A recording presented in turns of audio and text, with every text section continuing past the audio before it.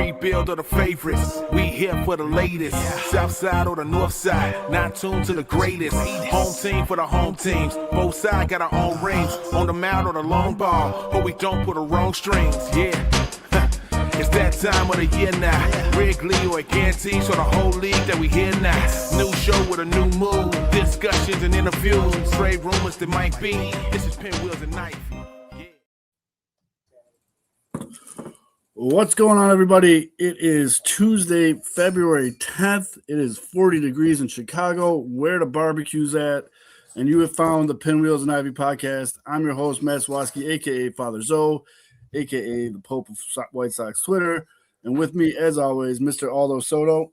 Dude, it's going to be like close to 50 this weekend, or in the 50s, like a Valentine's Day tea time. Bro, they're talking about touching 60. We're getting crazy. Bust out them swimming trunks. And a good Reverend K. Fids. Isn't that cute? 50 degrees.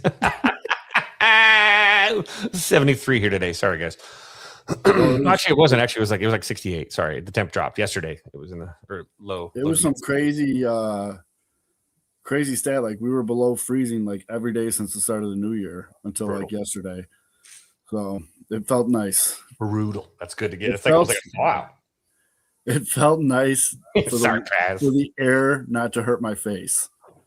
It's always good. It's always good. That did feel good. And it's a good way to start the show. But I encourage everyone to tell Fiddler to go fuck himself. It's a good way to start the show. It's okay. Kick rocks, Mitch. So last week we had a big shout out to the White Sox for giving us stuff to talk about. We're taking that shout out back because nothing happened this week. We did have one major trade that did inadvertently probably affect the Cubs.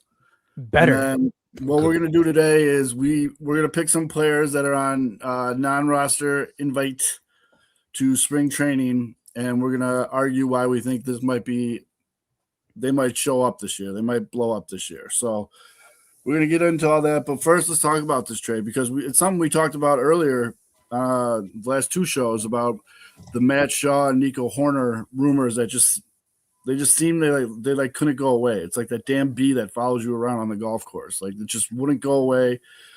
And then all of a sudden on what was it yesterday? It was on Monday. Mm-hmm. Big trade, bro. This is a big trade. The Red Sox got Caleb Durbin, who was a finalist for Rookie of the Year last year, Andrew Monasterio, Anthony Seigler, and a competitive balance round B draft pick from the Brewers. And the Brewers got left-handed pitcher Kyle Harrison, utility infielder David Hamilton, and left-handed pitcher Shane Drohan. Damn it, I almost had all the names. Drohan. So you got to think that the Red Sox got their guy in Caleb Durbin. That's the main piece of this trade. Like I said, Rookie of the Year, finalist last year. Could play second base, can play third base. And that's what they needed. And the Brewers got pitching depth, and they'll turn one of those guys into a Cy Young candidate because that's what the Brewers do.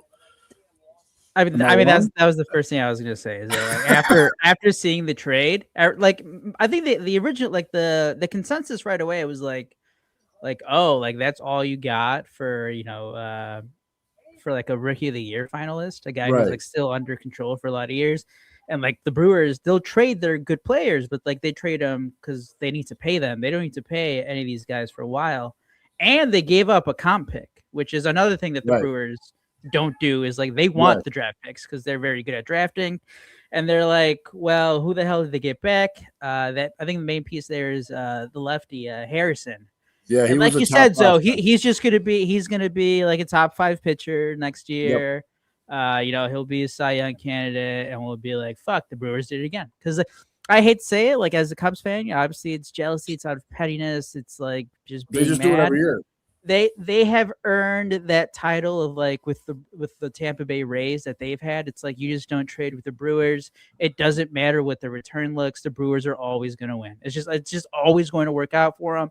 There is no better example last year when they got Andrew Vaughn like off his fishing boat, and he turned into one of the best hitters in the National League. He was batting under 100 in the minor leagues when the White Sox got rid of him, and then he went to Milwaukee. He went to he was like their best hitters though.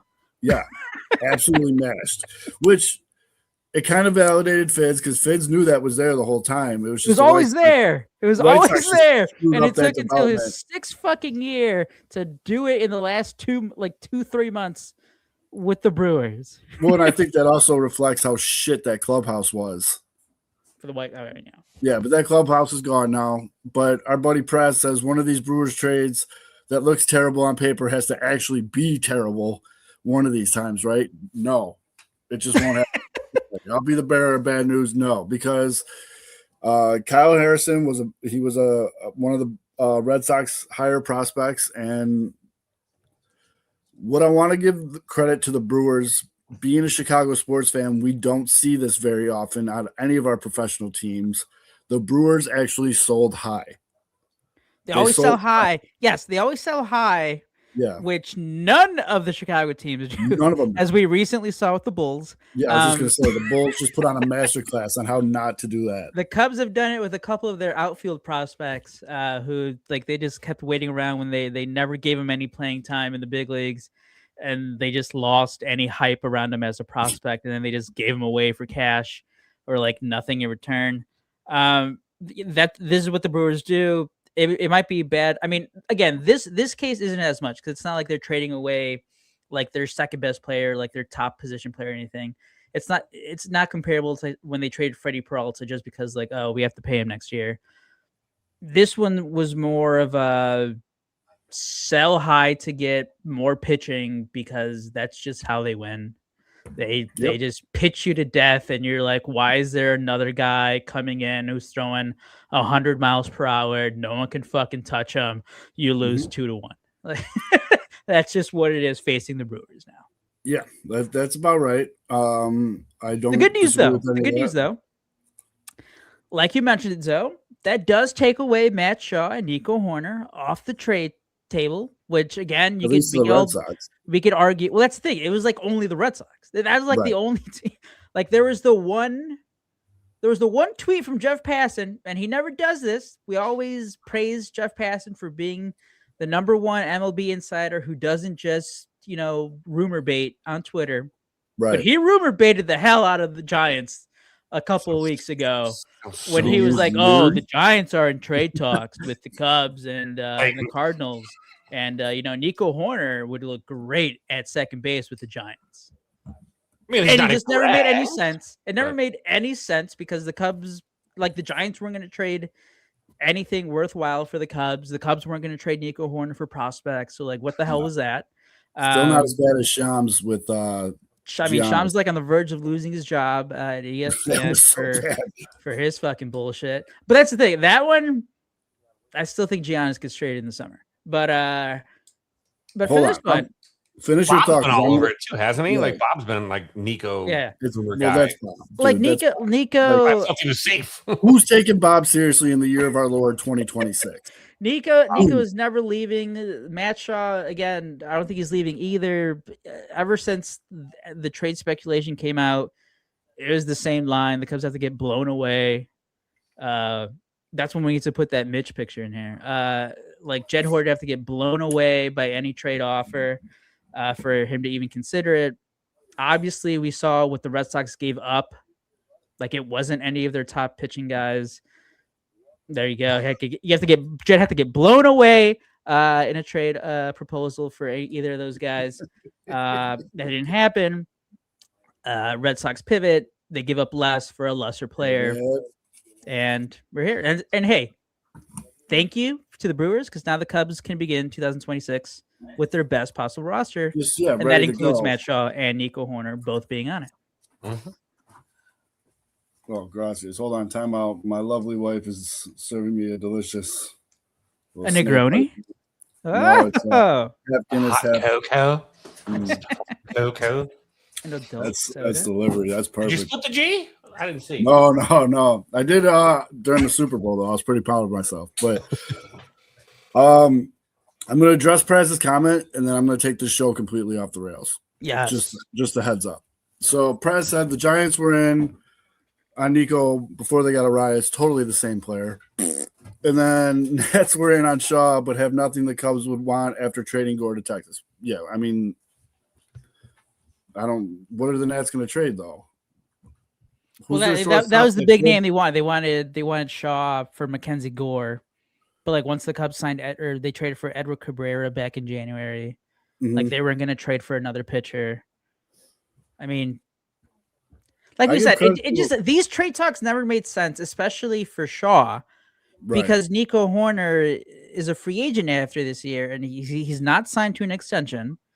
So you can't go into a situation where like it's 2027 and all of a sudden you lost your starting second baseman who's a Gold Glove winner, one of the best at his position, and then the guy who could replace him. Like you're not gonna go into that offseason with that situation. A lot of it felt though like just people connecting dots. Like a lot of it felt like dot connection where it was like it makes sense because his contract, the way the Cubs have operated the last 10 years. It makes sense to look at Nico's contract and say, oh, well, either he's going to be a trade deadline move or he's going to be, a move because they're not going to extend it, not going to pay him or extend him. Those things, because the Cubs, the Cubs haven't really given us much reason to have faith that they would just do what the right thing is, which is keep your best player. I don't know, call me crazy. So that kind of, I think, was a lot of pattern behavior line connecting, I think, from a lot of the national media too. I don't think the Giants weren't not like 100%. Why would they not be in on Nico? Like, of course, you're going to kick the tires on a great player like that. I just don't think the Cubs were really dead set on making that move. Like, I don't think that was a move the Cubs were really considering. Absolutely true that they, when someone kicks the tires, you can literally report that the Giants inquired about Nico by in a conversation they were having lunch saying, hey, you're going to have pizza today? No. Hey, any interest in trade Nico Hoerner? No. Okay. Well, how's the weather? Cool. Hey, look, Giants inquired about Nico Hoerner. Boom, front page. That kind of passive conversation could have been all it was. Like, and again, with Nico, you just don't trade your best player. And Matt Shaw, with the team control, I know that there's the hypersensitivity to the off the field stuff. But that's where I was gonna go before I go off the rail. I feel like a lot of the Shaw stuff was manufactured by people upset about off the field stuff. Yep. At least like Cubs on the fan side. Yeah, from the fan side, like and there's some media. There was some media personalities in Chicago that took a pretty strong stance when that happened, and also good for Arias for making a team guarantee he was playing the field before he signed with them. Guy still wants to get out there, little tubby bastard, but he's good for him, man. But the thing that pissed me off. And I don't know. I keep reading into this, and the more do you see how much Giannis is now a co-owner of that? What's it called? Kalshi, the betting app, the stuff you could buy like odds on everything. And first of all, non-regulated. Yeah, non-regulated. And first of all, the numbers came out today. It smoked Vegas on the Super Bowl, like hundreds of millions of dollars more than Vegas action. But what pisses me off is Giannis and Shams do this whole big, like, where's he going to get traded? And hundreds of millions of dollars go into that place. People taking percentages on where he's going to go. And then he comes out and he's like, no, I'm staying. And by the way, I'm a majority owner now of this betting site that you all just dropped millions of dollars in because you thought I was getting traded. Like, especially in the NBA, like superstars, as we know, they get traded all the time. But that's brutal, dude. It is brutal, but I was gonna say, like, Giannis still, despite that, he's still stayed with Milwaukee. He could have bounced his last time that he was a free agent. He didn't. He could have bounced when they like fired Adrian Griffin and replaced him with Doc Rivers, and then they failed to do anything in the playoffs. It took him a couple of years until this trade speculation picked up. Still was a likable guy. When that news dropped the day after the trade deadline, I was like, unlikable. I don't like you anymore. That is brutal, dude. Like, it's just so easy to see, like him being like, all right, I'm gonna say, like, we're gonna play this game on where am I gonna go, and why all this money gets pumped into a company that I now own majority stock of. Like, it's just, and I think that was just like league, like any casual fan, hardcore NBA fan, right. whatever, just the casual sports fan. Like you see that, you're like, was fuck everywhere. this guy. Yeah. That was my first reaction. And I have like two with my buddies that I grew up with. We got like two main group chats. We got the one with everybody, and then we got the one with people that like to place a wager now and then. And in the betting group chat, it was just like, fuck this guy, dude. Like, that's unbelievable. Unbelievable. Have you ever gone on? I've never even gone on that site, but I've seen some of the things you can bet on. You can bet on, like, is Jesus Christ going to come back before 2028? Well, I honestly, at first, when I saw that announcement, I didn't really know what it was. I thought it was actually like some health food thing that you can get in the frozen food section, like maybe like organic. Mac and cheese. All that being said, I still don't even know how to pronounce it. Kalshi, spread the dough around. Yeah, right. And we'll do all the tweets. They sponsor everything. Why can't we fucking love Johnson the Kalshi? Yeah. So yeah. And we love the cash. We love the cash. Is it Kalshi? Yeah. I thought it was Kalashi too, but I don't think there's a second A. We have the same first letter of our names. There you go. Kalshi Kevin. Look, it's Kalshi Kevin. Kalshi Kevin. I was trying to find the numbers, but it was wild, dude. Like, they did hundreds of millions of dollars more action than Vegas did on the Super Bowl. That's crazy. I think you could bet if who's that one guy who's with the Bears? If Velus Jones Jr. was going to win MVP, you had to bet like $500 to win 5. I also don't think it's really hard to beat Vegas anyway with these betting apps, simply because you're only allowed to bet in the state of Nevada for Vegas. Like, if you're betting on everything else is complete. We are in like a literal like box in here. Like, I can't even bet. Like, when I go to California, I can't even bet. Like, I have to actually like create an account on those actual apps to be able to bet outside of Nevada, because like all I have are the Vegas, like my station's casino or whatever, whatever, William Hill or whatever. By the way, and something similar to that, Giannis news. Did you guys see that headline about MLB players agreeing to get made into AI characters? Yeah. What was that? Dude, I don't know. And like, what was that payday that the MLB Players Association was like, sign us up? Let's roll, baby. Let's roll. That likeness thing is, man, that's like, we're gonna have guys falling in love with like AIs of Mooney. They're gonna be in the chat with Mooney, thinking it's Mooney, and they're gonna have their heart broken. There we go. Imagine if Adam Engel was still around with his big fat ass. Girls would be going crazy in the AI chats. Dude, here it is. Online prediction market called Kalshi. KLSHI. It's got to be Kalshi, right? It's got to be Kalshi. Kalshi hit a daily record on Super Bowl Sunday, surpassing $1 billion in trading volume. The company announced on Tuesday. That's insane, dude. That's crazy. Yeah, look it up. Can I bet on Nico Horner will begin the season with the Cubs? Probably, dude. You can bet on everything. There's probably bets about, like, I could bet like will Matt Swarovski sneeze tomorrow. I don't know why it's on there, but it's there. Like, they got everything on there. It's unbelievable. The coming of Jesus Christ. Somebody yesterday bet $100,000 to win a couple million that President Trump was going to attack Iran, and the tweet was, "Government insider or degenerate gambler?" And someone quote tweeted that and was like, "Welcome to 2026." Like, this is just unbelievable, dude. Like, what are we doing? It's crazy. I'm 100% ADHD right here. I'm so sorry. I am absolutely enthralled with an Olympic clip that just popped up on my feed. Is it the dude running up the hill? Yeah, in skis, uphill, sub 6 minute mile pace uphill in skis. Are you kidding me? Yeah. Unbelievable. Here we go. You know how athletic you have to be? Here's how we can get this back on track, but still keep it on that. Oof. What are the odds that Nico Horner gets a $100 million contract if he gets to free agency, or as a part of an extension with the Cubs? Like, Zoe, outside looking in, because obviously we love Nico. He's been, we've seen him every day since end of 2019. Right. We obviously love him. A1ers. But from the other side of town, what do you view Nico Horner as, in a free agent market? For my money, Nico Horner is a top, I'll say 5 comfortably, could be top 3 second baseman in Major League Baseball. Okay. To me, he's 5 tool. I mean, he's I don't know, his speed is, I don't know if you want to consider that a 5 tool, but defense, contact, he got popped too. Apparently now his bad people were changing their underwear watching him take BP the other day. So I mean,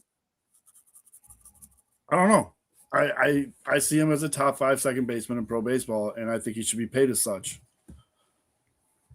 Like Kevin, I think I saw you tweeting about it like back in December, I think, talking about like what he can get on the open market, like maybe 18 to 20 a year.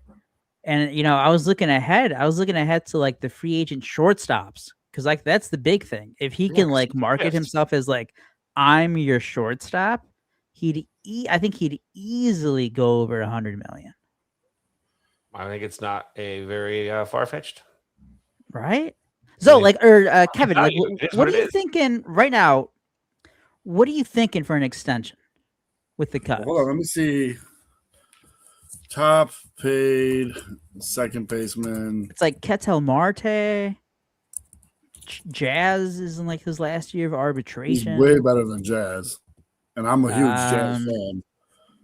Jose Altuve is the top. Altuve is the big guy. In 2026, Altuve, and then Marcus Simeon Gleyber Torres for some reason is making $22 million. Ketel Marte is only making 16, and then Andreas Jimenez on the Blue Jays, who he's a very undervalued player. He was so good in Cleveland. I couldn't believe that they let him walk, which was awesome because fuck Cleveland. But Altuve's salary is driven by a 5-year, $125 million extension signed in February 24. So if 2 years ago Altuve got 5 years, 125, Nico is definitely worth at least 5 years, 100, in my opinion. That's what I'm thinking. I think he can get that. I think that's fair.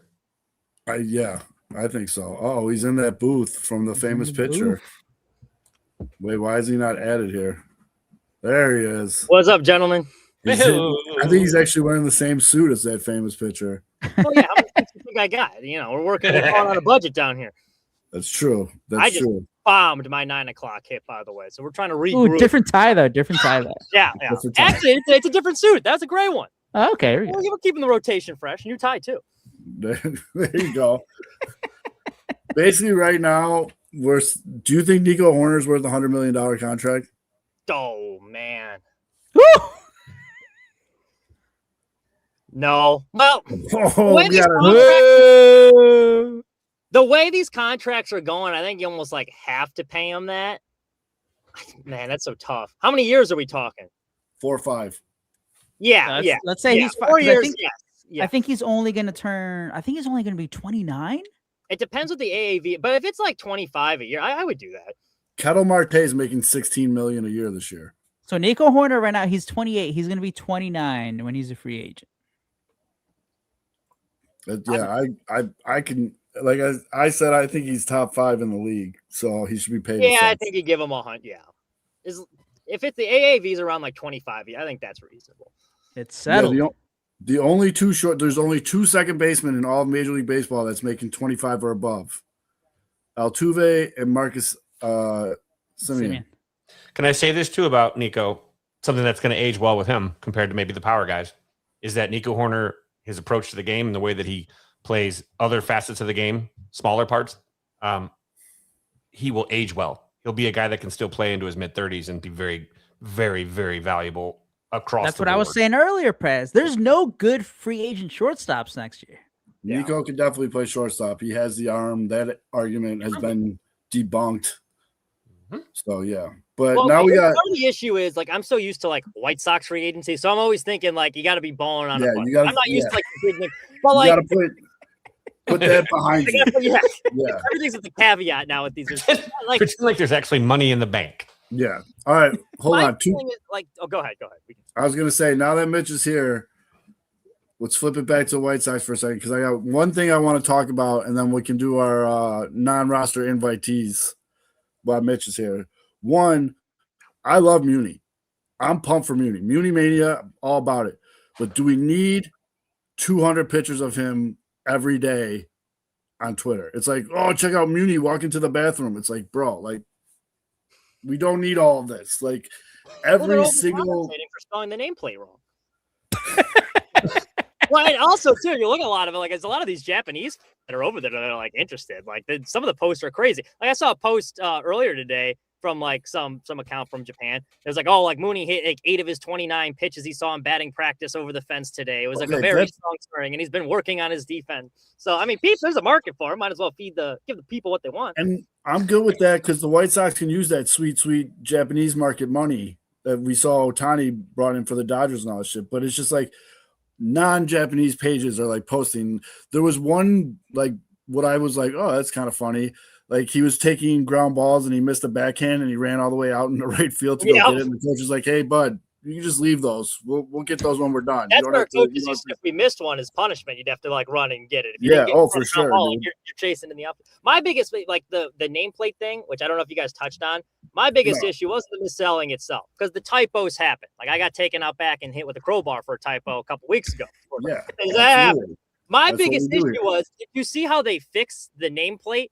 They didn't even like replace it. They like slapped on the correct letter and like super glued it on. If you blow up the page, like from his Instagram post, they didn't even replace the thing. They just did like an arts and craft project. It looks terrible still. Well, we all know this organization can't get out of their own way.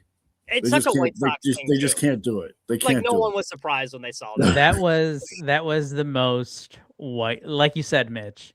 Yeah, teams make mistakes. There's typos. Unfortunately, it seems to happen with the Sox a lot in their stadium. You obviously don't want it to happen with your new big free agent signing from Japan. Yeah. But to not just completely replace it and be like, let's add the A in there on top of the I.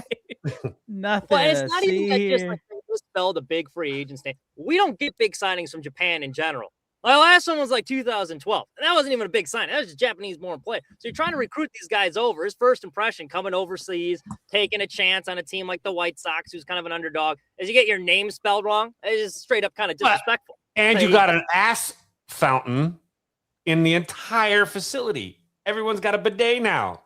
So, but that was more like this. I feel like that guy was coming over like, Jesus, this clubhouse is a dump. Like, Jerry probably wasn't paying for like 2-ply toilet paper. By the way. So, like, what is up with beef, kink shaman? Who cares if you want a really shiny, clean ass? No, I got nothing. That sweater. That sweater is kinky. He wears all the time. Like, kink shaman. I mean, it looks like if he wants to have a nasty ass, let the man have a nasty ass. I don't know. That's between him and the good Lord. And if you want some pressure up the hole, like have a good time. And then is it the funny thing that does it. If you want 100 miles down the pipe, just let it head. The funny thing is, them misspelling his nameplate, like in Chicago, was just like White Sox, like you dumb fucks. It was like front page news in Japan. Yeah, like, just because, like you said, they got guys over here reporting this guy's every move, and so it was like, the disrespect. It was just like Jesus Christ. It does make me think that. Do people around the world just think that Americans have dirty bunghole? Yeah, is that a perception? Maybe is that a thing? No, it's 100%. There was a lady. Wamp-ass. She was a Somalian immigrant, and she was like giving a speech about something in Minnesota, and she's like, "At least I come from a country where we know to wash our asses after we shit." Well, I mean, that's like Dude Wipe's whole thing. They're like, if you got poop on your face, you're not using like a little paper towel to like wipe it off. Like you got water on there. You're trying to like disinfect. Like that's where the bidet is kind of nice. Just saying. Just saying, bidet companies, Pinwheels and Ivy, all about the bidet. Ivy sponsorship. You can have our face on the bidet. It's just like it comes out of the mouth. You're like, and it just squirts. We'll have a new slogan. Hey, you, wash your ass. Get your asshole spit on by Mitchell Kaminsky. This will sell. Not even charged extra. But perfect segue. And we can sell Mitch spit if we really want to go there. Real one. Our shirts didn't sell. What makes you think the Mitch spit was going to sell? Perfect segue into non-roster invitees. At least they'll get to use the bidets.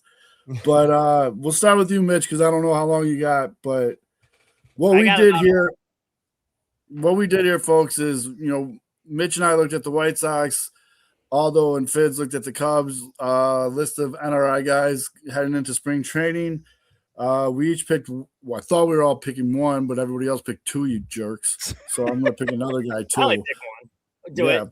White Sox guys played by the rules. Just saying. Yeah. But who do you got, Mitch? Who do you think has a chance to not only break camp with the big league club, but make an impact this year? I feel like there's like a common name that everyone's focused on, but I don't want to spoil yours. But I'm going a little bit same kind of route, but a little bit different direction. I got Wade Lamont Jr. Lamont Wade Jr. My reason for that is I think one of them, like you kind of heard Chris Getz alluding to the fact, because like Mike Tauchman's still a free agent. They were like, oh, we're not like closing the door on bringing him back. I think the Austin Hayes signing kind of closes that door, but the outfield is still pretty thin. I would prefer not to see Acuna in center if I don't like have to. Like, I don't think he should be the everyday center fielder.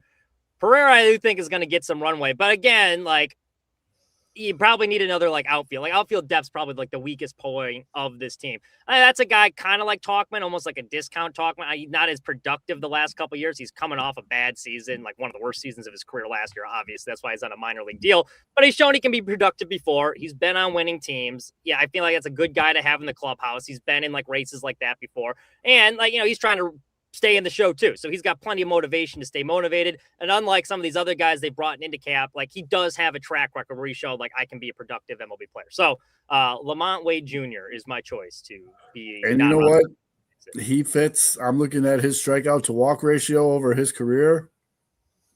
I don't know why he hasn't been here sooner. 401 career strikeouts to 239 walks. We'll take it. That'll play. Yep. Fun fact about Lamont Wade Jr. Back in 2021, when Chris Bryant was traded to the San Francisco Giants, Lamont Wade Jr. was used in a fake reporter tweet as being part of the return for the trade for the Cubs. I shared it in the chat and then found out it was fake. felt pretty stupid. People don't think we remember that. We remember that shit. That is my Lamont Wade Giants fake Cubs legend, Lamont Wade Jr. Yeah, he's a little old too. I didn't realize. He's born in '94. He's 31. So he's hitting that back nine of the old career. He's a young 31. Come on now. Career batting average 236. Just hurt. I feel like he did have a good year with the Giants. He's had a couple, like his last two seasons have been abysmal. Like last year, he bounced around between two teams. Like it was ugly last year. That's tanked it. But he's usually around like a 260-ish hit, or like some of his better years. He hit 260 once. There we go. In 24. That was his best season. 2024 was his best season. Wait a minute here. I'm seeing some solid numbers from Mr. Wade. Then are we looking at a different guy? 2024, he had a 119 WRC plus. Dude, look at these on base percentages. 373 on base in 2023.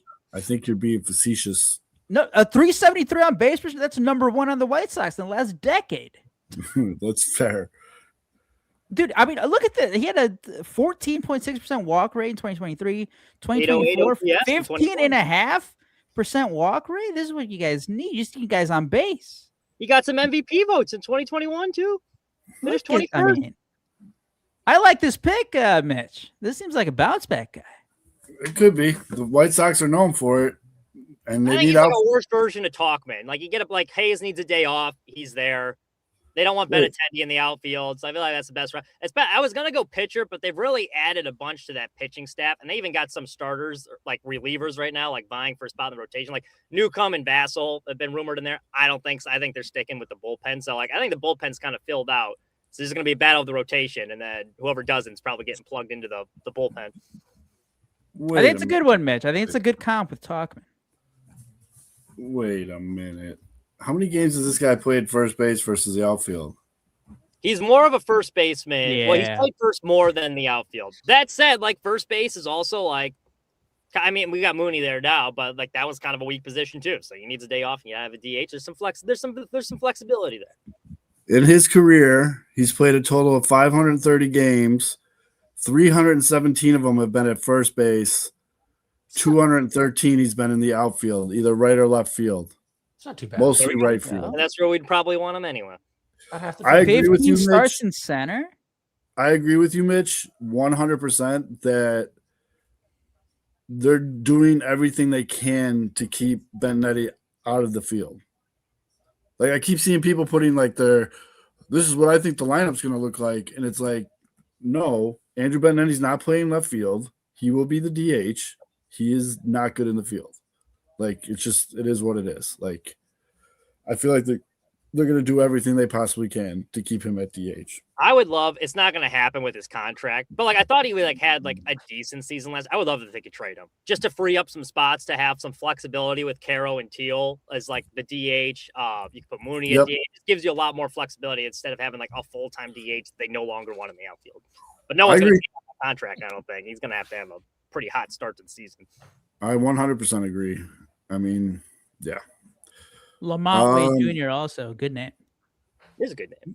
Well, just to kind of roll off of what Mitch is saying here, my guy, kind of a similar guy, a little bit younger, guy that I've wanted him on the White Sox before for some reason. I don't really know why. Was the 6th overall pick in the 2018 MLB draft. My boy, Jared Kelenic. Kelenic? Yeah. Kelenic.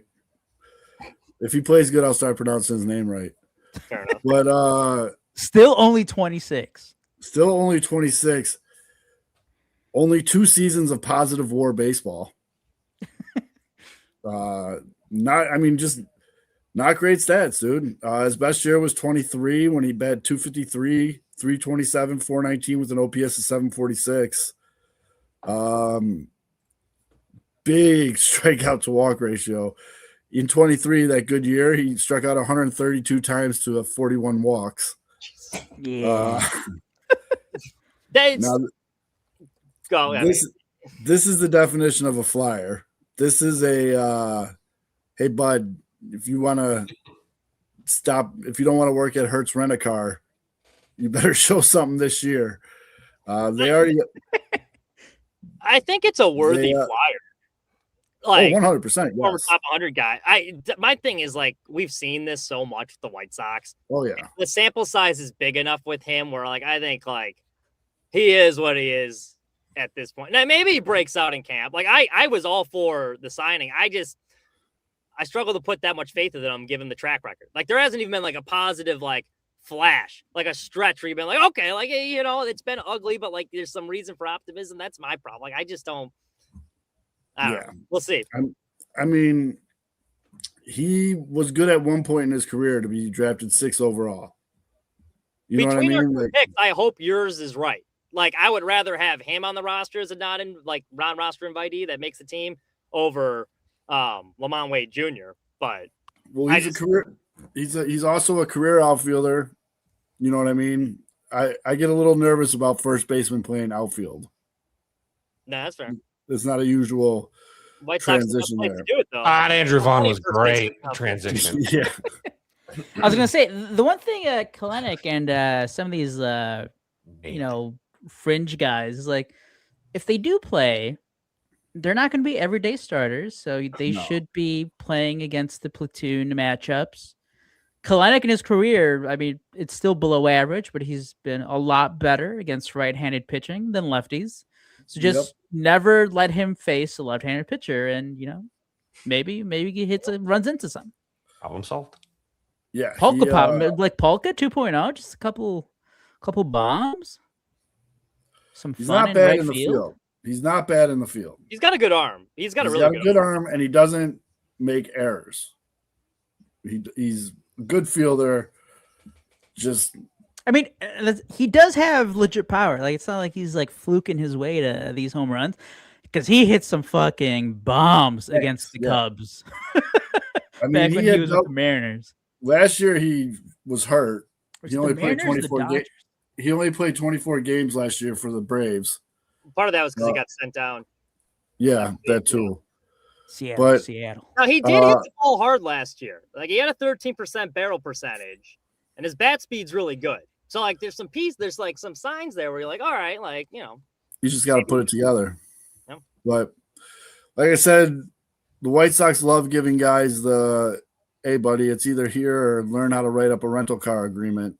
Like figure this shit out, dude. And that's where old Jared's at right now. Those are always fun. The former top 100 prospects who looked really good in AAA, and then kind of flamed out. I think there's some really interesting roster battles in White Sox camp. Like, you're a diehard Sox fan, like, it's gonna be a fun spring training because there really is like a couple pieces. Like, genuinely, it's like I think there could be some everyday players like that make this team that like had to battle for a spot in camp. Like, even the rotation is fascinating to me just to see who they give those final 2 spots. Like, everyone's just like sliding Fetty in. I don't know if I'm ready to like hand over the keys to that. Like, I think there's a chance. Now, if I had to bet money right now, I would say Fetty's in the rotation. I think there's a chance they stretch him out into like a fringe like reliever or like long reliever. If some of these like Sandlin pitches well in camp, like I think he has a shot to make the team. See what Sean Burt does. Real quick, they got Fetty for a dime. Like, Fetty was cheap. Yeah. So I'm not worried. You know what I mean? Yeah. Yeah, Fetty seems like a guy who's like, all right, he's not looking good. We can cut him. Yeah. And like our buddy Beef says, there's a ton of guys out of options on the 40-man right now. Well, that's why I'm a little concerned they haven't traded Sosa yet. Because like I don't know where you put him, and like obviously you're not sending him down because like he lets the team. I've been seeing a lot of options too. I've been seeing a lot of people putting him as their DH in their projection lineups. Fuck out of here. He was better than Benintendi last year. I know, like, he was but the Sox best hitter last year. Like, he led him in almost every major offensive catch. That's not a good thing. If it's that way again, that's not great. He had a pretty respectable season, though. As a guy who called for more playing time back when he was first called up, I love that. Yeah, but it was a very meaningless season that he had overall in the grand scheme of things. But he did hit. He was hot in the summer. I said it last week, though. The one thing that the White Sox have done successfully is made me interested in spring training again. Because there's, like you said, Mitch, there's just a lot of unknown. There's a lot of battles, at certain positions and key points. Like Beef said in the comments here, there's a lot of guys out of options.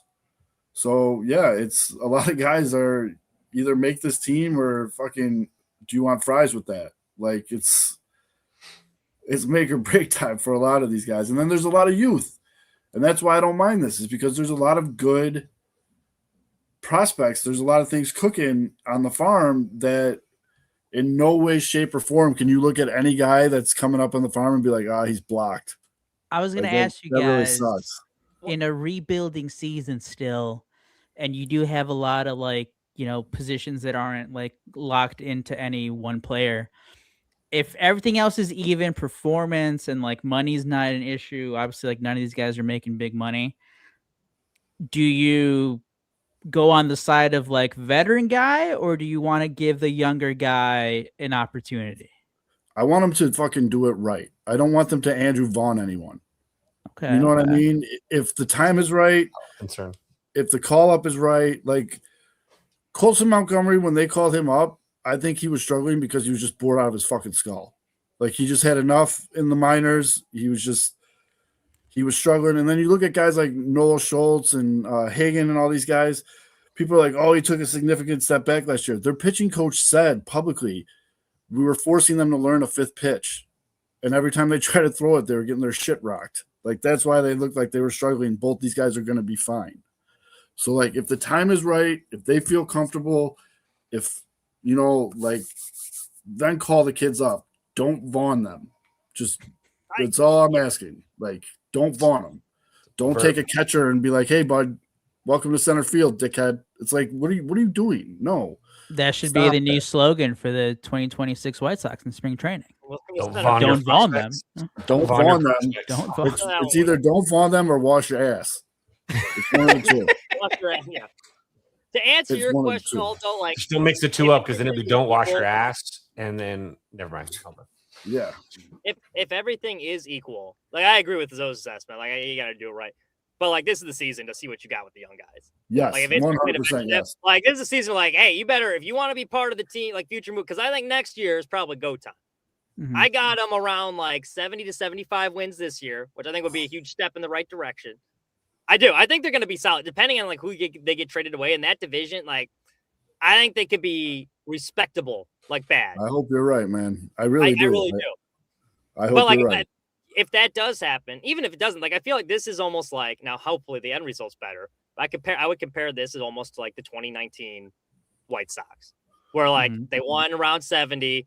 They were around 500 at the trade deadline. You knew they weren't good, but they were fun, and you could see the pieces. There was like a year away where like 2020 it's go time. Where I think next year is like, all right, now we're starting to shift into try and make the playoffs like seriously mode. So this is the time to like, if you're a young guy, like figure it out. Let's see what we got. Give him some extended time. Like Acuna, I would like to see in the field a decent amount, because it's like, all right, is this guy a quad A player, or like can he actually be part of the future? So, and that's why he was pumped to come here, because he said, "I'm going to get a shot."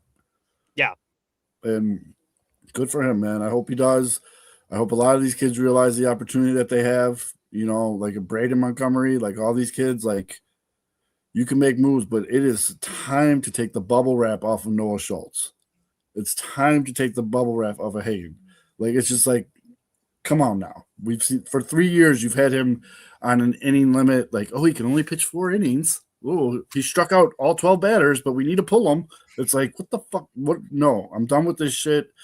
I'm done with all of it. Let him get stretched out or whatever in a couple AAA games, and then let's go. And don't do that bullpen shit either. We don't need him. The bullpen's crowded. Bring him up to start. All right, Cubs guys. Who are your guys? Kevin, who you got? We're talking about the this is the not the rookie or the prospect one. This is the non-roster regular. Yeah. Non-roster guys. I mean, for me, it's Dylan Carlson. I mean, Praz dropped him in the comments a little bit ago, but I mean, he's 27 years old. He's a former top 10 prospect. There's potential for some great upside.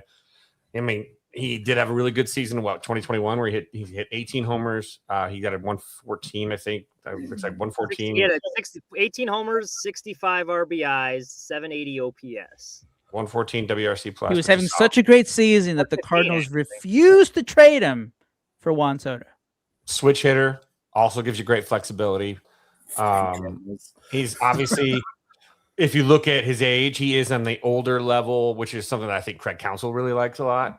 He kind of has that preference for guys that are versatile with versatile alignments, and so he can kind of move around What a little bit. that? Inexpensive. He's got some incentives, but that's always great, you know. And then obviously you got a rebound potential. You know, he's had ankle, thumb, oblique injuries in the past, so you know you're going to see.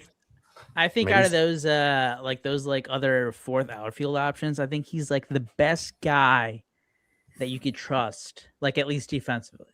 Mm-hmm. Like obviously PCA is out of this world defensively in center. There's going to be a drop off with anyone that you replace, but if he goes down for any reason, or he's struggling at the plate or whatever, you just need some little couple days off. I think your Craig Counsell and you feel perfectly fine baseline defense with Dylan Carlson out there. And then, yeah, like we said with guys like Kalenic and Wade, these bench guys aren't going to be playing a lot. You know, Carlson's been in the league for a while. He's a pro. Obviously he wants to one day get back to being a starter, but he's going to know his role on the team, and that's going to be a platoon guy. He'll start against lefties once in a while, maybe fill in the other corner spots, like late in the game, maybe defensive replacement. I was going to say, how confident are you in that right field defense right now?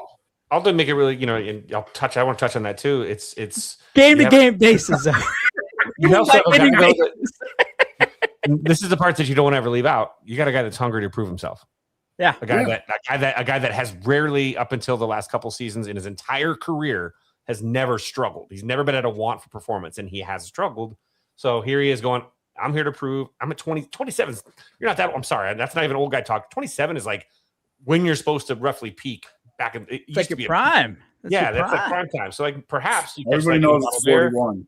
But I also like it because if someone does, unfortunately comes up banged up for a longer period of time, you could do a lot worse than Dylan Carlson, being your starting outfielder, wherever he's at for a couple weeks stretch while someone's getting healthy. Like that's a good thing to have. And he could put up some big numbers. Like, I mean, if an 162 game season, I mean, he's not going to play 162 games, but I mean, you could see him hitting 18, 20, 24 homers, like because he's going to put bat on ball, and it would be really fun.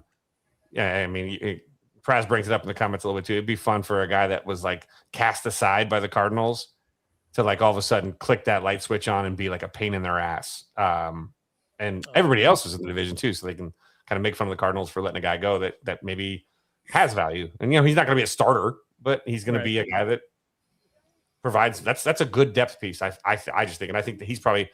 I think with the World Baseball Classic and stuff, I think he's going to actually like have so much opportunity at spring training early on that he could put up. Who was it a couple of years ago that put up like insane offensive numbers? Well, I was going to say a year ago, we were a Gage Workman podcast.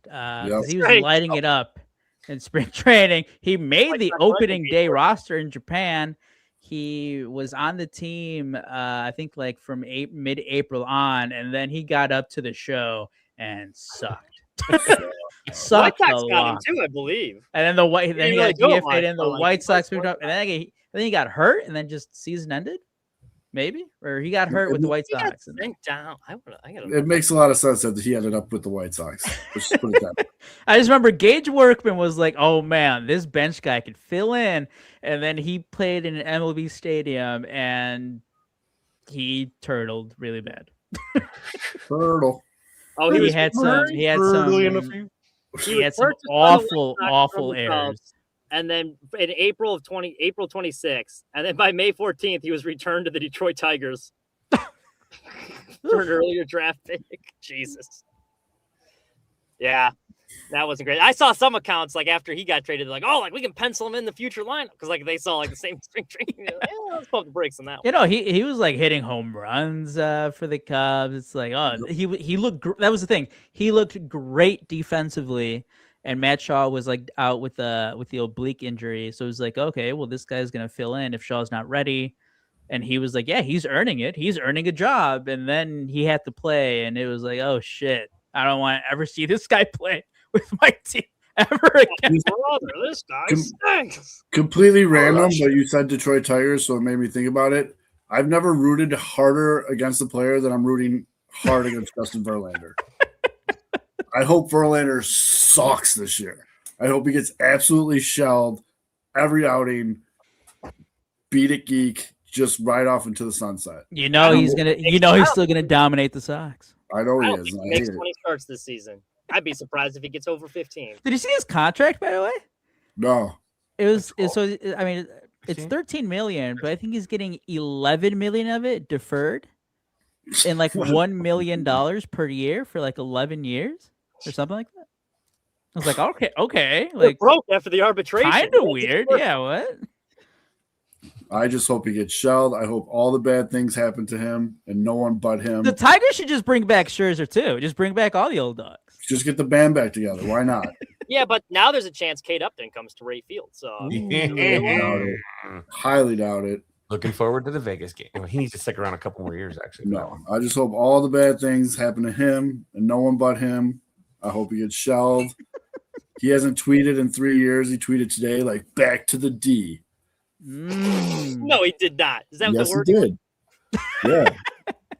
Or return. Something to the D. It was like, all right, you're such a cornball. I hate you. I hate that you're back in the Central. I hope everything. Cubs trade Matthew Boyd back to the Tigers. Where's Justin Verlander memory? Like the Sox had a big lead in the division. I think it was the year they traded for Kevin Youkilis, if I remember correctly. And they like 09?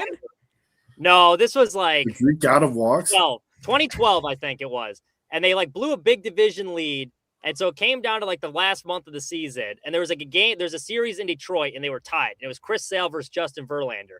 And Sale had like 7 scoreless innings, ended up giving up a run in the 8th. And I think Verlander threw like a complete game shutout, and they lost 1-0. And then we lost the division lead and then never give back. I was like, I hate this guy. That's when I hated Justin Verlander. Did you know that when Justin Verlander was in high school, or as a kid, he was short on cash at lunch and borrowed 50 cents from a friend to buy chocolate milk. And he promised him 0.1% of whatever his eventual major league signing bonus would be. And he actually went back when he signed for $3.12 million and cut the dude a check for $3,100. Dang. That's pretty cool. All right, that's kind of cool. That's pretty cool. Right there. I've never heard that story. Just Really now. Pretty But hey, cool. I've started facts about other major league players. I'll start Verlander facts and get that going. I'll dust that old nugget off real quick. Fuck that guy. All right, Aldo, who do you got? I got.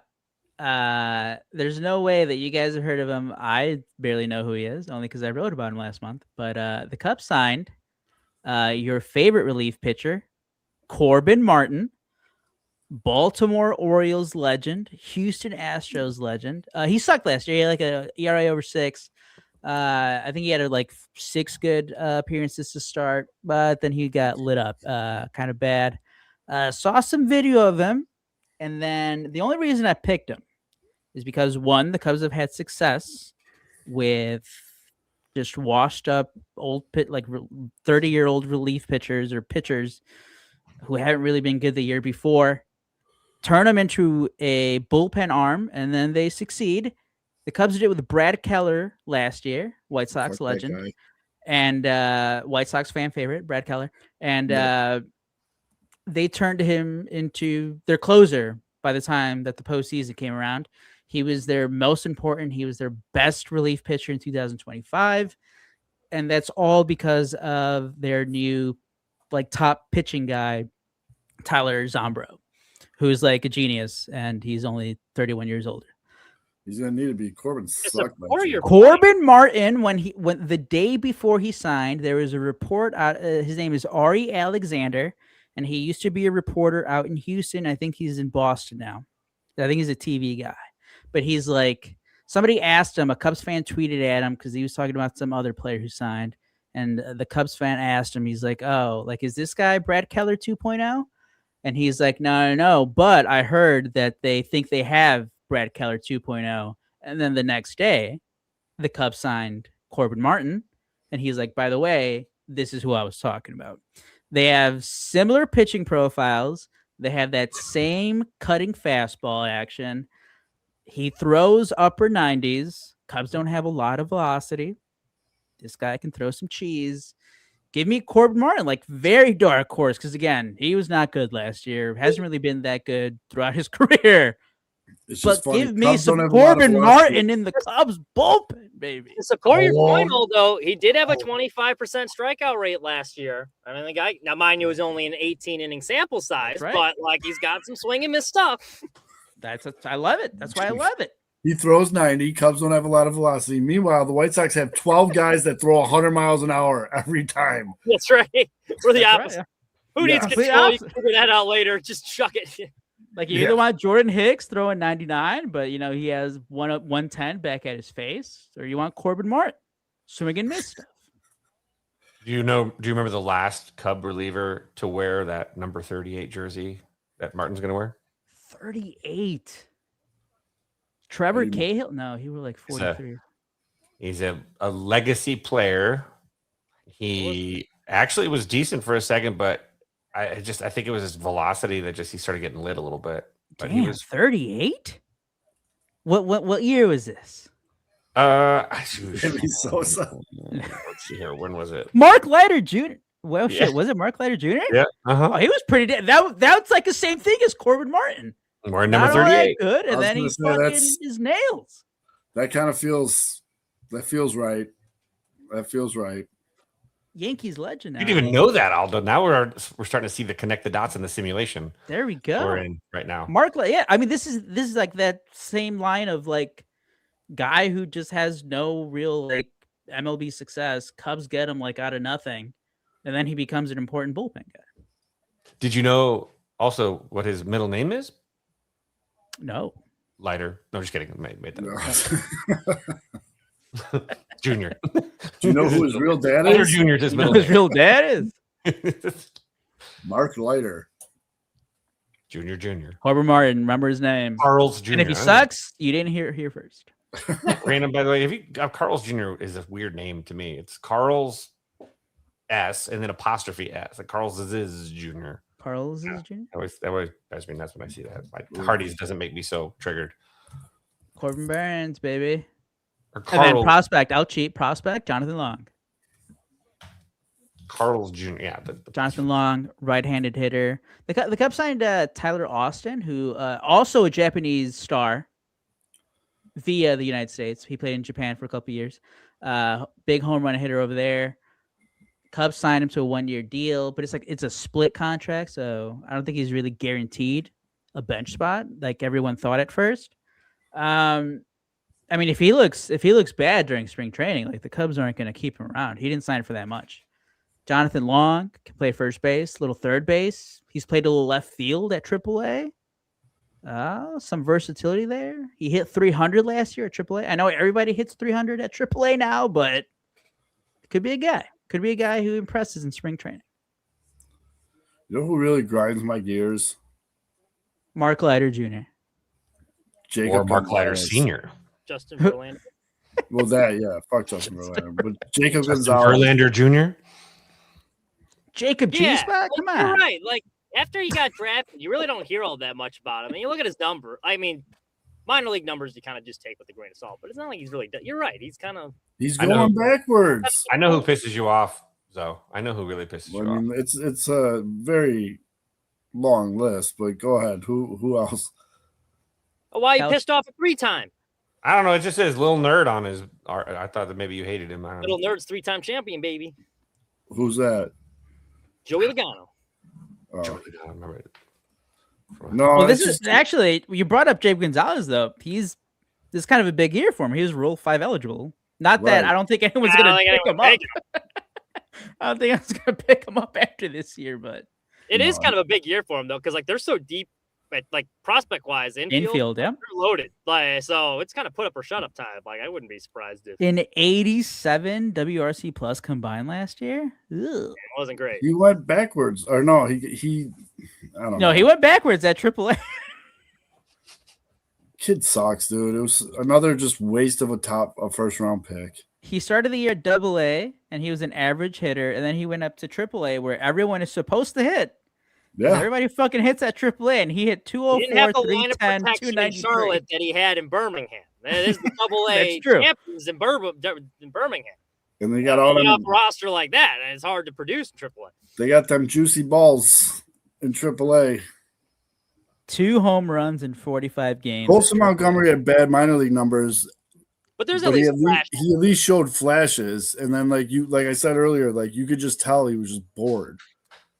Like he And- had 18 homers the 1 year, I think, in the month. Yeah. So like you knew there was some pop. Or Gonzalez is like, show me at least something to be. And I I think have Colson, not seen he it- also I had have an not injury seen that it. he came back from. I don't think I've seen a Jacob Gonzalez highlight since draft night. You're not wrong. I mean, it's just shit. He is just brutal. And I don't know. It just So you did mention Noah Schultz earlier. mhm. But like, is there do you think there's any chance that any of these like top prospects, It's it's like, oh shit, they got to be on the team? I don't think out of camp second half of the season. I think Yeah, they have to. Smith is honestly the one I think we could see first. Yeah, they I would don't have know to. why, but it just feels like he's not on less of an innings restriction. They would just have to have an unreal spring for them to break camp with the major league club. But I don't think it's going to be long. I Because think it there could are be all those new another- incentives now for if you're a Rookie of the Year finalist or if you finish top 2. Yeah. I almost wouldn't be surprised though, given how many. Like one, I don't think it's going to be till after the trade deadline because I think you're going to have to like move some people. But like a lot of it's just going to be like, are you able to flip Betty? Can you flip Anthony Kay potentially at the deadline? How does Sean Burke look in camp? Because I think he's a guy that you probably is going to be in the mix of the rotation. I'm not selling on my Sean Burke stock either. I kind of like And then Sean. don't forget when you flip Jordan Wicks for a couple top tier prospects because he's the elite setup man in the league. Mitch, how long do you think Jordan Hicks stays with the White Sox? Oh my god, oof. Till the trade deadline when they flip him for prospects because he's an elite setup man in the league. Trade him back to the Red Sox because they need Does he bullpen have an help? ERA under 5? That's my question. 5. Talking Ugh. about 3. All right, I'm under gonna say 4. barely. He's at 4. He's at 4.99, Mitch. I'm gonna speak this into existence, man. It's gonna happen. He's gonna be a premier setup man in the league because they're gonna give him the ball. They're going to say, go get 3 outs, throw your arm off your body if you have to. And he's just going to go out there and gun that shit as hard as he can, get that sinker motion back on it, and get his 3 outs, and then not worry about anything else. Fair enough. Praz asked how we're feeling about Eric Fetty. I got some thoughts. I'll let you go. I don't know if you guys talked about this earlier. I do got some thoughts on that side. But for me, it's a cheap veteran arm. He did well when he was with the White Sox the first go around. They got that other guy that they brought over from Japan, the other pitcher. What's it, Mays? K. Anthony K. Anthony K. K. I knew it was a 3-letter word. K. Maybe he can kind of guide him with that transition, but I'm not going to lose any sleep over it.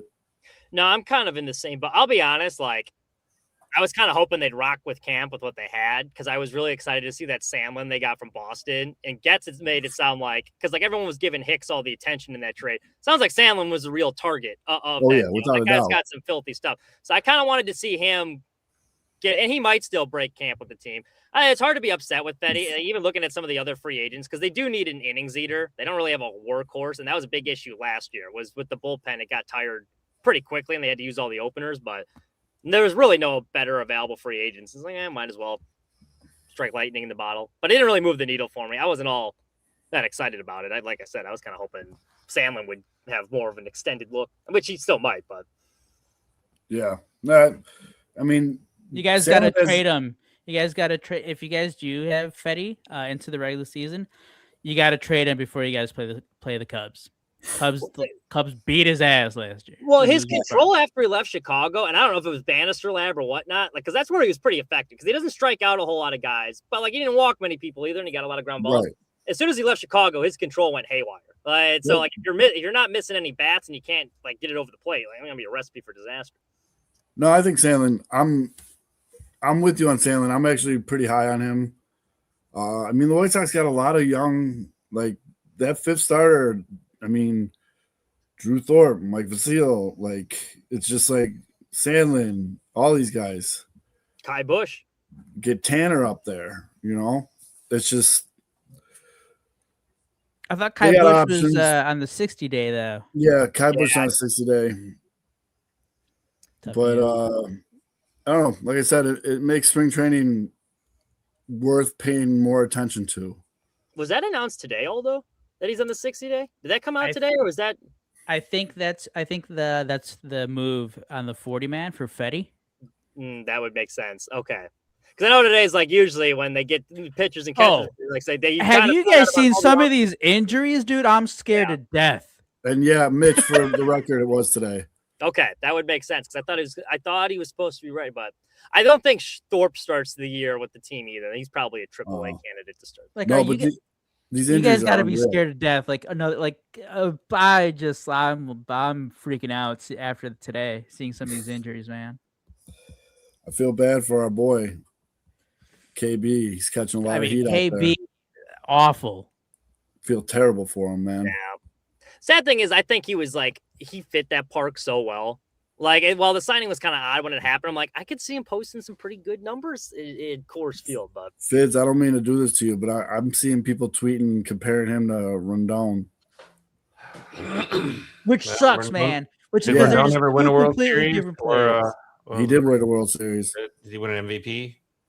He did win an MVP. No, thanks. Yeah. Did he? Well, there we go. I mean, it sucks, man. It just sucks. In no way do I think they're the same guy, like at all. Just to be clear, like this is the shit with the people that are obviously love to pile on people because they're sad and their lives suck, so they like to see other people that are good people struggle. The fact is, this is a guy that takes care of his body. This is a guy that literally doesn't drink. He doesn't smoke. He doesn't do drugs. He doesn't go out and beat women. He doesn't treat people poorly. He treats, he does everything he can. He works his ass off. He does everything right, and sometimes the body just doesn't click. And in his case, when we're talking about structural issues, when you're talking about a spinal cord that practically is, fused together at this point, and you're talking about a Major League Baseball swing that is, everything. The swing is violent in general. It is. I mean, God, again, all these dudes that are just jumping all over him, put a bat in their hand and they look like a slapdick raking dirt. They don't know what the hell they're doing. And this is the suckiest part. But this is why I for the first, because I mean now it's getting to the point where I've gotten a little used to like these disheartening announcements. We kind of knew it was coming, but it doesn't make it easier. And these are the kind of days where I kind of stayed away from that part of social media because it sucks, man. I can't punch at air. I can't punch. There's the fact is he hasn't played. I mean he knows this. It's not like he needs to be reminded that this is a guy that takes it so serious that he doesn't want to be someone who's thought of as just someone that coasts on like I got paid and didn't work. Like he's a guy that wants to make sure that he earned what he got, and this doesn't feel like earning. So it hurts even worse. And then, of course, I mean, he's not stupid enough to get into the social media and care what some of these stupid meatballs want to say, but it does. It still tracks. He knows it's out there. He's not aloof to it. He doesn't turn his brain off. He knows there's people out there that are, calling him all sorts of names now. And now it's multiple franchises because asshole Cub fans, and there's a nice, good 30% of them that are like to pile it on, and he's still got to pile it on. And he's getting it from the Rockies fans, obviously. I think it'd be one thing. Idiots at the Score making up stuff about him. Fuck you, Spiegel. By the way, suck it. It'd be one thing if it was like Anthony Rendon, where he comes out like right after this, getting this big contract. He's like, I really don't like baseball. I don't watch baseball. Yes, exactly. I don't care. Where like KB's the opposite. Like you don't get that. And I've never met him, obviously, but like you feel like it's not that. So like I would get the frustration if it was like an Anthony Rendon situation, but it's like the guy's not trying to get hurt. No, like it sounds like he gives a shit. It's just like you said, it's one of those crazy. things. You would think that like fan bases that are good fan bases would be like, oh man, we believe in you. You got this. Like this sucks, dude. Come back, you'll be okay. But it's the climate that we live in where it's like immediately, oh, of course he's made of glass. And like obviously his reputation was tarnished because like that fake Kaplan report back in 2018 that was like disproven right away. But like we're talking about the same city of Chicago that just retired and like celebrated Derrick Rose for so much. A guy who had so many injuries, and obviously his career didn't turn out as what it could have been without those. And like I tweeted out like how great Chris Bryant was before the injuries started to really like pile on. Like we were talking about Mike Trout 1, Chris Bryant 2 for like a good like for his first like 4 years in baseball. And it just sucks, man, that was taken away. I mean, selfishly speaking, like as a Cubs fan from us, but like if for KB, as Kevin said, and as I've noted other times, just like the least problematic like superstar that like Chicago has had. Like we're talking about who like did baseball his first 3 years. Or his first 2 years, really. He was rookie of the year, won MVP, and won the World Series in his second year. And then he had a better year in 2017. That was actually college player of the year in 2013, minor league player of the year in 2014, rookie of the year 2015, MVP 2016. Okay, I mean, the fact is, this guy, and this is the craziest part about this. You tell me one city that has a guy that wins an MVP for one of the major sports teams in the city in the same season where he brings a World Series title, let alone the first World Series championship in 108 years, as Cub fans were going through. You tell me another city that doesn't already, I mean, that has, I guess maybe it's because I'm in an echo chamber because I'm, obviously with more Chicago sports people, but I can't imagine another player that's done what he's done taking as much shit as he's taken from a large contingent of Cub fans. It's unbelievable, man. A statue in your front lawn forever, no matter what. Hold on. One at a time. But first of all, Fizz, let me introduce you to the city of Philadelphia. All right. See you, Mitch. Go do your thing. Yeah, the city of Philadelphia, they are terrible people. I wouldn't blame seeing something like that, but what MVP it's just they've done that to? Like, did Jalen Hurts win the MVP? I'm not sure. He didn't get the MVP? Yeah, I mean, it is wild. I don't understand it. I mean, to me, when I saw that comparison, the first thing that came to my mind is KB loves baseball. Carlos Rodon literally said out loud he doesn't. It's like I don't know. That was no twist words too. Like remember when they tried to twist his words when they were saying that Chris Bryant says baseball's not fun. When he literally said like the question was like, how does this feel? And he's like, well, it's not fun. I'm hurt I'm banged up. It's not fun not being able to play the game. And they immediately, Chris Bryant doesn't think baseball is fun. Like the character assassination of Chris Bryant. And again, when we talk about like the guy, like the teams we root for, so many times we have to talk about like he might be an asshole, but like, gets it on the field. You gotta like, hey, he's still good at what he does. Yep. And then you have this guy who's just like your all-American dude who just does everything right. And man, the way that he was kicked out of town just from all the bullshit. And that's really what it was. Like I specifically remember that was an article on ESPN, and it was just the headline. The headline was Chris Bryant says baseball isn't fun. And everybody's like, what the fuck is wrong with this guy? He's getting paid millions and it's not fun for him, when he was just answering a question and, he was coming off brutal injuries that derailed his momentum after a Hall of Fame start to his career. Like, yeah, probably not going to be fun, guys. I'm going to throw this out there. I'm going to say this, and I'm going to say, and I mean this with 100%. I mean this with every ounce of my being, that if you are a member of Chicago media and you've been a part of that part of the character assassination, part of the KB stuff, I know 100% why. It's because he didn't give you the time of day. He didn't want to hang out with you on the weekends. He didn't want to talk with you and just chat it up because he had work to do, and he wasn't your friend. You were covering him in his job. He's not your buddy. He's not your pal. And there are a lot of scorned bitches in the Chicago sports media scene that do this to athletes because the athlete doesn't want to be their buddy. Guess what, nerd? You're a fucking nerd. They don't want to be your friend. They got work to do. And this is the problem that you have with Chicago sports media and a lot of these little pansy ass, the soft, thin-skinned trash that they can become because they get vindictive because they weren't given the time of day by these guys that have other bigger fish to fry than I want to hang out with Dave Kaplan and look at Voldemort's head all night. Like, I don't want to see that stuff. He's got work to do. And this is what ticks me off is that these guys, and this is where, again, I haven't gotten heated like this with Chris in a while, but it's the truth is it's not just Chris. You're going to see them do it. Any guy that doesn't make them feel super special is going to get poor coverage. They're happy to create a carcass if you're not their buddy. And they're so soft and they're so thin-skinned. They are the guys that literally were picked last in gym class most of the time, okay? And here they are not getting, oh, I'm so sorry that I didn't, hang out with you for 15 more minutes at Cubs convention and talk, I had to go home to my wife and my kid. Sorry. And I don't party. I'm not going to the bars with you. So sorry about that. We're not going to go smoke weed together in the alley, Javi. And we're not going to go do certain things like that because that's not what he does. Okay. You want to go watch a Harry Potter movie marathon? Let's go hang out. You'll probably hang out with him. But that's it ain't show friends, right? It's show business. And Chris does what he does. And so for me, I get super frustrated. I'm so tired. I'm so disgusted, especially with Spiegel. I'm going to say it. Spiegel, it was disgusting. 2 weekends, 2 Fridays in a row, you made up a lie and you amplified it. And you can't put the shit back in the horse. We know you did it because it was Friday, a news drop day that allows everything to go over the weekend. You got 3 days to marinate. You get the clicks. Way to go, buddy. Well done. And your credibility is, and that's what happens. And that's why, because he didn't want to hang out with you, buddy.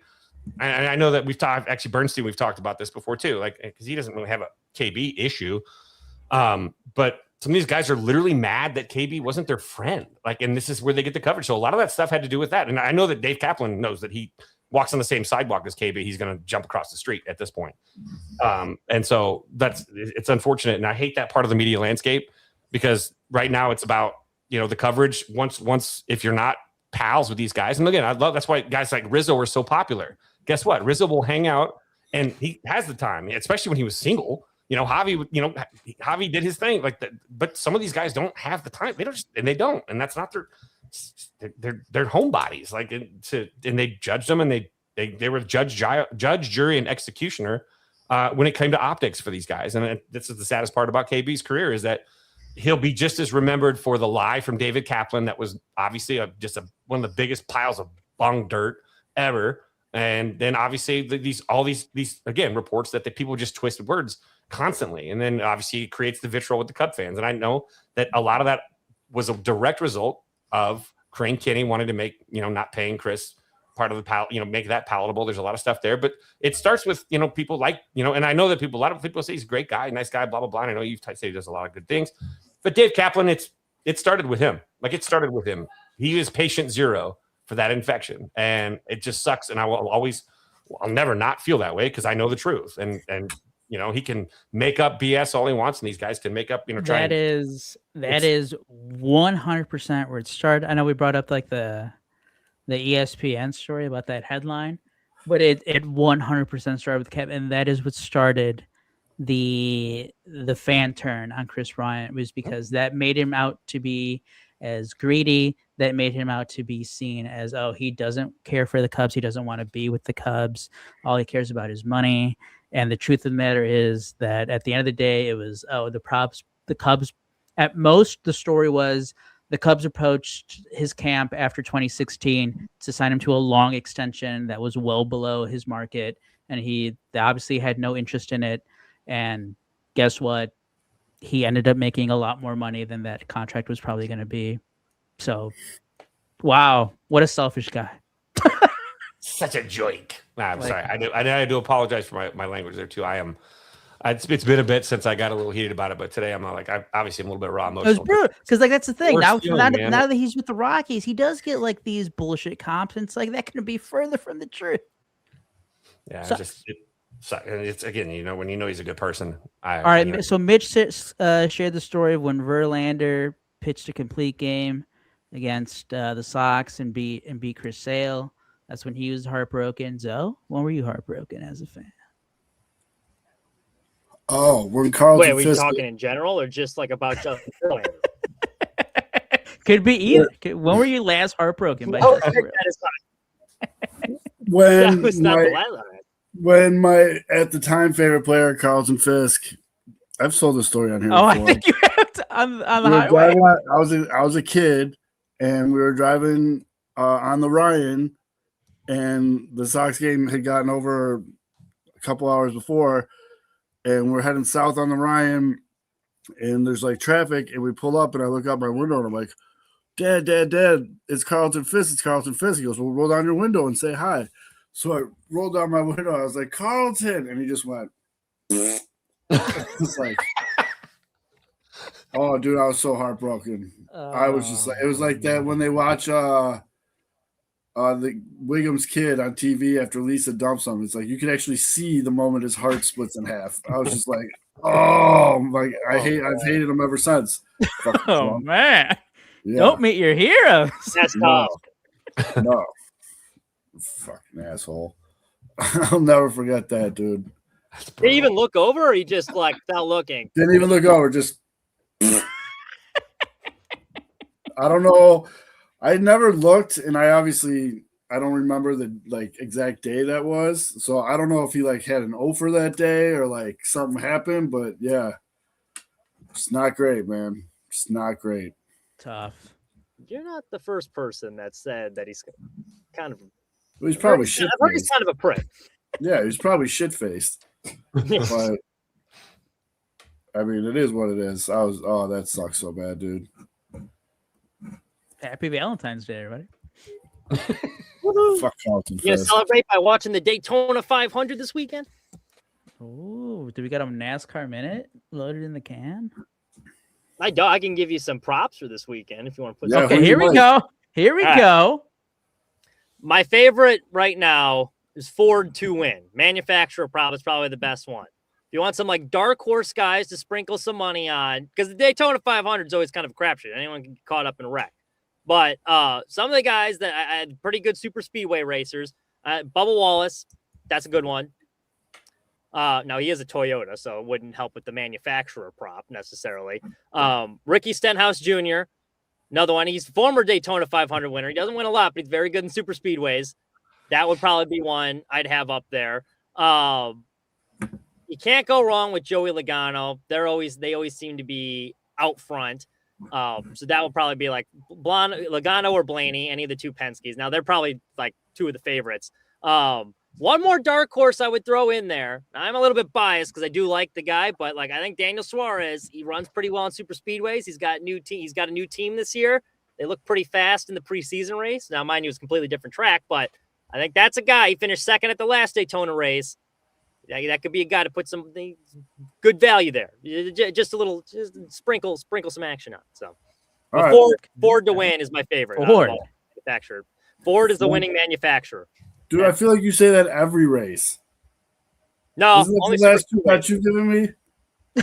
only super speedways. And they got screwed last year. Their Ford was in the lead, and the caution came out late, and they got all shuffled up. What year was it when they had to run it on a Monday?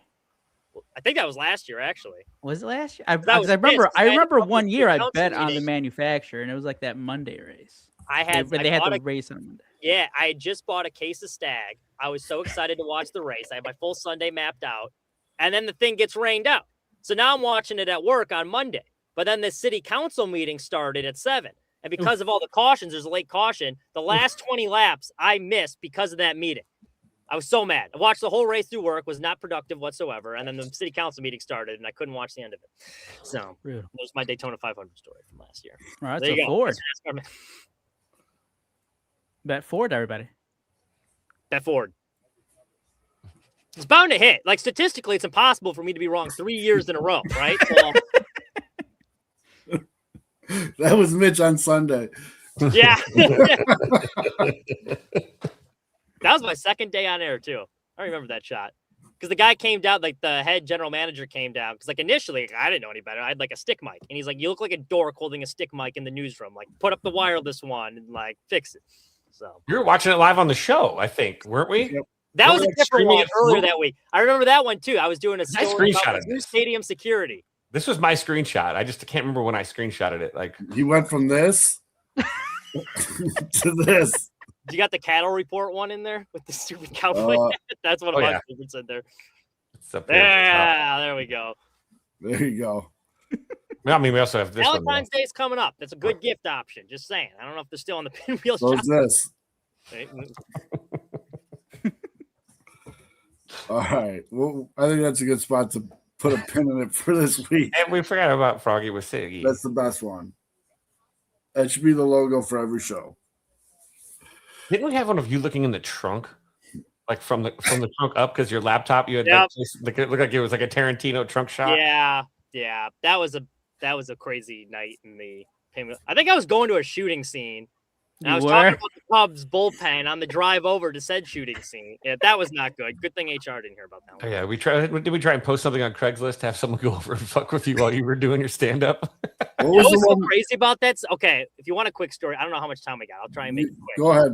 So I'd been watching like The Wire like during this whole like time. So Mitch like thought he was like McNulty. I'm like, I already covered one shooting scene. I can figure this thing out. So I get there. I'm like acting all tough. You see all the police officers lining the street. So I'm like walking up the street trying to get some info.